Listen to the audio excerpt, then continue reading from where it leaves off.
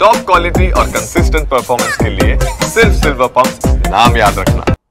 ಇನ್ನು ಕೋರ್ಟ್ಗೆ ರಜತ್ ಮತ್ತು ಪತ್ನಿ ಅಕ್ಷಿತಾ ಹಾಜರಾಗಿದ್ದಾರೆ. ಮಚ್ಚು ಹಿಡಿದು ರೀಲ್ಸ್ ಮಾಡಿದ ಪ್ರಕರಣ ಕೋರ್ಟ್ಗೆ ರಜತ್ ಮತ್ತು ಪತ್ನಿ ಹಾಜರ್. 24ನೇ ಎಸಿಜೆಎಂ ಕೋರ್ಟ್ಗೆ ಆಗಮಿಸಿದ ರಜತ್ ಪತ್ನಿ. ರಜತ್ನನ್ನ ಕೋರ್ಟ್ಗೆ ಹಾಜರುಪಡಿಸಿರುವ ಪೊಲೀಸರು ರೀಲ್ಸ್ನಲ್ಲಿ ಮಚ್ಚು ಹಿಡಿದು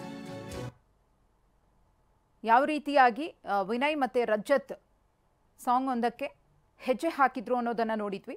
ಆ ಪ್ರಕರಣ ಮುಳುವಾದಂತೆ ಕಂಡಿತ್ತು. ಸಾಕಷ್ಟು ಕಾನೂನು ಪ್ರಕ್ರಿಯೆಗಳನ್ನು ಎದುರಿಸಿ ಜೈಲಿಗೂ ಹೋಗಬೇಕಾದಂತಹ ಸ್ಥಿತಿ ಬಂದೊದಗಿತ್ತು.